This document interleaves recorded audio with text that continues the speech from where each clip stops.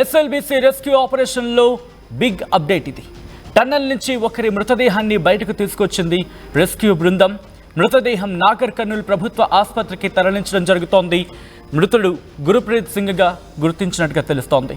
పూర్తిగా కుళ్ళిపోయి నుజ్జుగా మారింది మృతదేహం. ఆర్టీవీ స్క్రీన్ మీద ఎక్స్క్లూజివ్ విజువల్స్ మీరు చూస్తున్నారు. ఆ మృతదేహాన్ని తరలిస్తున్న విజువల్స్ మీరు చూస్తున్నారు. ఆ పార్థివ దేహం ఆ వాహనంలో మృతదేహాన్ని ర్యాప్ చేసి అక్కడ ప్రభుత్వ హాస్పిటల్కి తరలించడం జరుగుతోంది. ఒక్కసారిగా ఆ ఘటనకు సంబంధించి ఎందుకంటే ఆ ఘటన జరిగింది 16వ రోజుకి ఈరోజు 16వ రోజున ఆ మృతదేహాన్ని బయటికి తీయడం జరిగింది. ఒక్కసారిగా విజువల్స్ మీరు చూస్తున్నారు. బహుశా కుటుంబం at the same time Singareni కార్మికులకు సంబంధించిన విజువల్స్ మీరు చూస్తున్నారు. అక్కడికి చేరుకున్నారు. వాళ్ళు రెస్క్యూ ఆపరేషన్లో కీలకంగా మారారు. వచ్చిన తర్వాత ఎందుకంటే తట్టలతో మట్టిని ఎత్తి అక్కడ 14 కిలోమీటర్లకు సంబంధించి ఆ మట్టిని తోడి ఆ కార్యక్రమ విషయంలో సింగరేణి కార్మికులు కీలకమైన భాగస్వామ్యం వహించిన నేపథ్యంలో ప్రస్తుతం అక్కడ ఎటువంటి పరిస్థితులు ఉన్నాయి అప్డేట్స్ అందించేందుకు మా ప్రతినిధి మణికంఠ లైవ్లో సిద్ధంగా ఉన్నారు. మణికంఠ దగ్గరికి వెళ్ళే ప్రయత్నం చేస్తున్నాను. మణికంఠ, ఆ మృతదేహాన్ని ఎక్కడికి తరలించడం జరుగుతోంది? అలాగే కుటుంబ సభ్యులు కూడా అక్కడికి చేరుకున్నారా? సచిన్, 16 రోజుల రెస్క్యూతో పూర్తిగా ఒక మృతదేహాన్ని అయితే గుర్తించడం జరిగింది. పూర్తిగా ఈ రెస్క్యూలో కీలకంగా సింగరేణి టీం అంతా కూడా పనిచేయడం జరిగింది. పూర్తిగా ఏదైతే టన్నెల్లో చిక్కుకుపోయినటువంటి 8 మంది ఆచూకీ కోసం 16 రోజులుగా నిరంతరంగా కూడా అన్వేషణ కొనసాగించడం జరిగింది.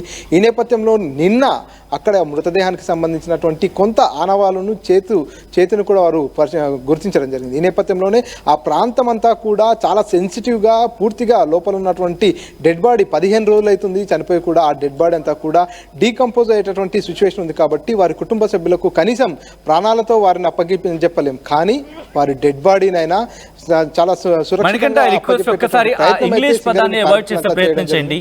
మృతదేహం అనే పదాన్ని లేకపోతే మృతదేహం అనే పదాన్ని ఉపయోగించే ప్రయత్నం చేయండి. Please continue. సచిన్, మొత్తానికి అక్కడ పూర్తిగా అక్కడ చిక్కుకున్నటువంటి ఎవరైతే కార్మికుడు ఉన్నారో అతనికి పూర్తిగా కొంత సున్నితంగా కూడా అక్కడ పనులంతా కూడా చేయడం జరిగింది. ఎందుకంటే కూడా దాదాపుగా 15 రోజుల పాటు అయినటువంటి నేపథ్యంలో అక్కడ ఏమాత్రం కొంత బలంగా పనిచేసినా కూడా కొంత ఇబ్బందికరమైనటువంటి పరిస్థితులు ఉంటాయి. కాబట్టి పూర్తిగా రెస్క్యూ టీం అంతా కూడా సింగరేణి కార్మికులంతా కూడా నిన్న ఆ చేతును గుర్తించినప్పటి నుంచి ఈ రోజు వరకు కూడా కాసేపటి క్రితం వరకు కూడా శ్రమించి పూర్తిగా లోపల నుంచి బయటికి తీసుకురావడం జరిగింది. కాసేపటి క్రితమే పోస్ట్ మార్టం కోసం నాగర్ కర్నూల్ జిల్లా ఆసుపత్రికి కూడా పంపించారు. సో ఈ ఆపరేషన్ మొత్తంలో సింగరేణి రెస్క్యూ టీం అంతా కూడా కీలక పాత్ర పోషించారు. సింగరేణి రెస్క్యూ టీంకి సంబంధించినటువంటి జనరల్ మేనేజర్ మనతో పాటు ఉన్నారు, బైద్య గారు. వారితో మాట్లాడదాం. సార్, ఏంటి అసలు ఎట్లా జరిగింది రెస్క్యూ అంతా కూడా? 16వ రోజు అక్కడ ఉన్నటువంటి ఓ వ్యక్తిని గుర్తించడం జరిగింది. ఎలా గుర్తించారు? ఎలా జరిగింది మీ operation? Actually ground print reading radar ద్వారా చాలా రోజుల ప్రయత్నాలు జరుగుతున్నాయని వాళ్ళు 2 సైట్లు ఇచ్చారండి, D1 D2. అక్కడ అంతకుముందు కొన్ని తవ్వకాలు చేశారు. ఎక్కువ లోతుకు పోవాలంటే అప్పుడు పరిస్థితులు అంత అనుకూలంగా లేకుండే. గత 3 రోజుల నుంచి మేము ఆ పనులని చాలా స్పీడ్ పేస్లో చేయటం మొదలుపెట్టింది. And special advice of chief secretary Arvind గారు, మా చైర్మన్ బలరామ్ గారు, SP గారు, వీళ్ళందరూ డైరెక్షన్లో డిస్ట్రిక్ట్ కలెక్టర్ గారు, వీళ్ళందరూ మనకు చాలా అర్జెంటుగా మనం తీయాలి, కుటుంబాలన్నీ బాధపడుతున్నాయి అని అంటే మేము చాలా కష్టపడి పనిచేయడం మొదలుపెట్టామండి. సో 70 మీటర్లు వరకు నిండిపోయి ఉన్న మెటల్ ఉండేనండి. అవి దాదాపు 200 మీటర్లు తన్నుకొని వచ్చినాయి. ఫస్ట్ వాటిని క్లియర్ చేసాం. ఎందుకంటే మేము లోపలిపై పని చేసినప్పుడు మేము ఉరికి రావాలంటే మా దారి క్లియర్గా ఉండాలి. బెల్ట్ అంతా కూడా సరి చేసామండి. దాని తర్వాత ఎక్స్కవేటర్ని కూడా ముందుకు తీసుకెళ్ళాము. దాని తర్వాత అంతకుముందు మరి GPS ద్వారా చూపించిన ప్లేసెస్లో కెడవర్ డాగ్స్ కూడా మనకు నిన్న కన్ఫర్మేషన్స్ ఇచ్చాయండి. ఇవ్వగానే మేము ఇంకా ఎక్కువగా పనిచేస్తూ ఉన్నాము.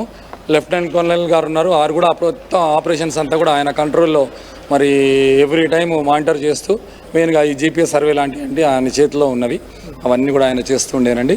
నిన్న మధ్య ర్యాట్ మైనర్స్ కూడా మాకు తోడ్పడ్డారండి. వాళ్ళు కూడా ఒక హోల్, మేము ఒక హోల్, తర్వాత వాళ్ళ హోల్ కూడా మేము సాయం చేయడం మొదలుపెట్టాము. మేము అక్కడ మొత్తానికి అక్కడ పూర్తిగా ఏదైతే మీరు ఇప్పుడు ఏదైతే వెలికి తీసినటువంటి ప్రాంతం ఏదైతే ఉందో అక్కడ ఈ GPR సిస్టమ్ కావచ్చు, అదేవిధంగా క్యాడవర్ డాగ్స్ 2 అక్కడే చూపించాయా ప్రాంతాన్ని? అక్కడే చూపించాయండి, అక్కడే చూపించాయి. ఇప్పుడు మనకి తీసిన దగ్గర బలమైన సెంటు చూపించింది, ఇంకో దగ్గర వాటర్తో పాటు వచ్చిన సెంటు చూపించింది. కాబట్టి దీని మీద కాన్సన్ట్రేట్ చేయడం మొదలు పెట్టాము. దాని తర్వాత మిడ్ నైట్లో మాకు చేతి ఆనవాళ్ళు కనిపించాయి. 5 వరకు వచ్చేస్తుంది అనుకున్నామండి. కానీ మనిషి ఇంటాక్ట్గా ఉన్నాడు కానీ మీద 7 లేయర్ల స్టీలు షీట్స్ ఉన్నాయి, పక్కన గర్డర్స్ అవన్నీ ఉన్నాయి. కాబట్టి బాడీ అసలు చెక్కచెదరకుండా ఉండాలని ఇంకొక 12 గంటలు ఎక్స్ట్రా మేము కష్టపడ్డామండి. అట్లా లేదంటే 5ంటికే పట్టుకొచ్చేసేవాళ్ళం. కానీ అట్లా కాకుండా జాగ్రత్తగా తీయాలన్న ఉద్దేశంతో 12 గంటలు ఎక్స్ట్రా కష్టపడి ఆ షీట్స్ అన్ని తీసేసినాక మనకు అతన్ని ఇలా సాయంత్రం 6 వరకు పట్టుకొచ్చామండి. జీపీఆర్ కావచ్చు, రాడార్ కావచ్చు, అదేవిధంగా ఈ డాగ్స్ గుర్తించిన తర్వాత ఎంత లోతు వరకు మీరు తవ్విన తర్వాత చేతు మనము దాదాపు 3 మీటర్లు 9 ఫీట్లు తవ్వినాక కనిపించిందండి. అవునండి. మనకంటే ఒక్కసారి వైద్య గారిని అడిగే ప్రయత్నం చేయండి. ఎలా గుర్తించారు, అలాగే వాళ్ళు గుర్తించే సందర్భంలో ఎటువంటి పరిస్థితిలో ఉంది భౌతికాయం? సో మీరు అక్కడికి వెళ్ళిన తర్వాత గుర్తించిన తర్వాత చేతిని గుర్తించిన తర్వాత వెలికి తీస్తున్నటువంటి క్రమంలో అప్పుడు ఆ భౌతిక కాయం పరిస్థితి ఏ విధంగా ఉంది? మనకు ఆల్రెడీ దాదాపు 2 వారాలుగా వస్తుంది కానీ బాడీ ఇంటాక్ట్గా ఉందండి. బాడీ ఇంటాక్ట్ అంటే అక్కడ కుళ్ళిన వాసన కానీ బాడీ అంతా డీకంపోజ్ అయినటువంటి సిచ్యువేషన్ కానీ ఇన్ని రోజుల పరిస్థితి బట్టి చూస్తే చాలా ఇంటాక్ట్గా ఉందండి. చాలా ఇంటాక్ట్గా ఉంది. అందుకే మేము చాలా ఎక్స్ట్రా కేర్ తీసుకున్నాం. అది సో ఇప్పుడు మనకు ఎక్కువ మంచిగా లేని పరిస్థితి అయితే మేము ఫటాఫట్ తీసేస్తాం. అట్లా కాదు, ఇంటాక్ట్గా ఉంది బాడీ కాబట్టి చాలా కష్టపడ్డాం ఇంటాక్ట్గా పట్టుకురావడానికి. అతన్ని గురుప్రీత్ సింగ్గా గుర్తించడం జరిగింది. అంటే ఫేస్ కానీ ఆ బాడీ స్ట్రక్చర్ కానీ అంతా గుర్తుపట్టడానికి వీలుగానే ఉందా? ఫేస్ అయితే ఈజీగా గుర్తుపట్టచ్చు. అట్లాగే బట్టలు ఉంటాయి, తర్వాత వారు వేసుకున్న ఏమన్నా కడియం లాంటివి ఉన్నాయి, ఇంకా వాటివి ఉన్నాయి. మేము ఐడెంటిఫికేషన్ అనేది మేము చెయ్యమండి. డాక్టర్స్, తర్వాత ఎన్డీఆర్ఎఫ్ డాక్టర్స్, దాని తర్వాత వాళ్ళతో పాటు పనిచేసిన వాళ్ళు, కంపెనీ వాళ్ళందరూ కలిసి ఐడెంటిఫికేషన్లో ఉన్నారు. మాకు కనపడంగానే ఫస్ట్ మేము వైట్ గుడ్డ కప్పేస్తామండి. ఎందుకంటే మిగతా వాళ్ళు మంచి రెస్పెక్టబుల్ పొజిషన్లో చూడాలనే ఉద్దేశంతో మేము అందరినీ చూడనివ్వమండి. మేము దాన్ని కప్పేసి మంచి రెస్పెక్టబుల్గా ఒక రెస్పెక్ట్తో పట్టుకురావాలని చూస్తాం. కాబట్టి మేము దాన్ని ఐడెంటిఫై చేసే ప్రయత్నం కూడా చూడము. మేము తీసుకొచ్చి ఫస్ట్ అప్పచెప్పటము, దానికి సంబంధించిన డాక్టర్స్ కానీ ఏదైతే సిస్టమ్ ఉందో దాన్ని బట్టి ఐడెంటిఫికేషన్ మేము అందులో ఇన్వాల్వ్ కావాలి. ఆ చుట్టుపక్కల మరింత మందికి సంబంధించినటువంటి ఆనవాళ్ళు ఏమన్నా మీకు కనిపించాయా తోతున్నటువంటి ప్రాంతం? ఇప్పుడు కనపడలేదు కానీ ఆశాభావం ఉందండి. ఎందుకంటే ఇప్పుడు వాళ్ళు చెప్పే మనిషి ఈయనే అయి ఉంటే ఫేస్ నుంచి ఇంత దూరం వచ్చి ఉంటే మరి మిగతా వాళ్ళు కూడా దొరికే అవకాశాలు ఉన్నాయని మాకు కూడా కొంత ఆశ కలగటము మొదలు పెట్టిందండి. మా టీమ్స్ ఆల్రెడీ కంటిన్యూగా పనిచేస్తున్నాయి ఇంకా అక్కడే. ఇప్పుడు సెకండ్ నైట్ రేపు కూడా మళ్ళీ మేము కంటిన్యూగా పనిచేసి ఇంకా ప్రయత్నాలు చేస్తామండి. మళ్ళీ క్యాడవర్ డాగ్స్ మళ్ళీ లోపలికి వచ్చినట్టుగా తెలుస్తుంది. మళ్ళీ ఇంకేమైనా స్పాట్స్ చూపించాయా క్యాడవర్ డాగ్స్? యాక్చువల్లీ ఈ ఒక 2 ప్లేసెస్ చూపించిన రోజు నేను ప్రత్యక్షంగా అక్కడ లేను కాబట్టి ఈ యొక్క ఆనవాళ్ళు తెలవంగానే నేను మళ్ళీ డాగ్స్ని నేను లోపల ఎట్లాగో ఉంటాను కదా అని చెప్పేసి ఇవాళ 11ంటికి రమ్మని చెప్పానండి. ఎందుకంటే ఇది ఎట్లాగో తెలిసింది, వాటి రియాక్షన్ మరి మిగతా ప్లేసెస్లో ఎలా ఉందని నేను నా కళ్ళారితో చూస్తే అక్కడ నా ప్రయత్నాలు ఎక్కువ ఉంటాయి అనే ఉద్దేశంతో పొద్దున వచ్చాయండి. ఎన్ని స్పాట్లు చూపించాయి? అదే D1 D2 చూపించింది. D1లో మడుగు నీళ్ళతో పాటు వచ్చేదాన్ని, అంత పక్కా కన్ఫర్మేషన్ కాదు. D2 మాత్రం ఆల్రెడీ మనం చూసాం కాబట్టి అక్కడ మేము చూడనీయలేదు దాన్ని. ఇంకా ఎన్ని మీటర్లు అంటే కింది భాగం నుంచి చూసుకున్నట్టయితే ఈ మట్టి బురద అంతా కూడా ఇంకా ఎన్ని మీటర్ల ఎత్తు వరకు పేరుకుపోయింది? అంటే అక్కడ మిషన్ మట్టి కలిపి 6 మీటర్ల వరకు పేరుకుపోయి ఉందండి. అందులో మిషన్ కూడా ఉంది. సో ఇంకా అంటే మిగతా వారిని జాడ గుర్తించేందుకు, మిగతా వారిని గుర్తించేందుకు ఇంకా ఎన్ని రోజుల సమయం పట్టేటట్టు అది మనం చెప్పలేమండి. ఎందుకంటే చాలా లెంత్ వరకు కొట్టుకొచ్చింది, చాలా మెటీరియల్ కొట్టుకొచ్చింది.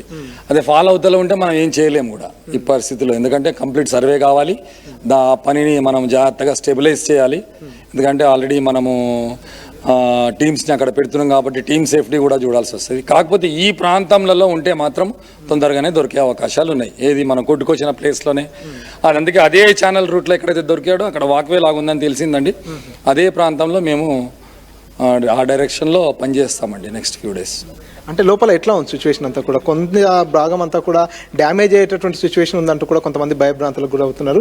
లోపల సిచ్యువేషన్ ఎట్లా ఉంది? వెళ్ళేటటువంటి వారి జాగ్రత్తల కోసం ఎటువంటి సేఫ్టీ ప్రికాషన్స్ తీసుకుంటున్నారు? ఫేస్ నుంచి 15 మీటర్స్ వరకు మాత్రం డేంజరస్గా ఉందండి. దాని తర్వాత అంతా బాగుంది.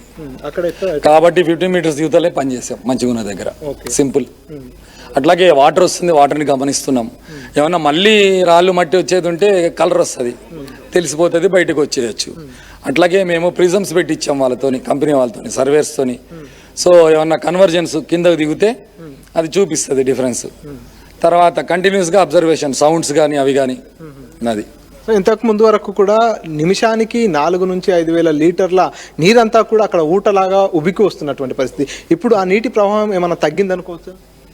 అలాగే వస్తుంది. ఆ డాటా మేము తీసుకోలేదండి, అడిగాము వాళ్ళని. సిచ్యువేషన్ ఎట్లా ఉంది? కానీ నాకైతే మామూలు మేము మొదటి రోజు పోయినప్పుడు ఎట్లుంది అట్లనే ఉంది, ఏమి పెద్ద డిఫరెన్స్ లేదు. అంతకుముందు ఏముండే అనేది మాకు తెలియదండి. ఇప్పుడైతే ఏం డిఫరెన్స్ లేదు. ఎంతమంది వచ్చారు? మేము చేస్తున్నాం. మేము దాదాపు 300 మంది, ముందు ఇంకా ఎక్కువ మంది ఉండే, 300 మంది దాదాపు పనిచేస్తున్నాం. ఎన్ని షిఫ్ట్లు పనిచేస్తుంది?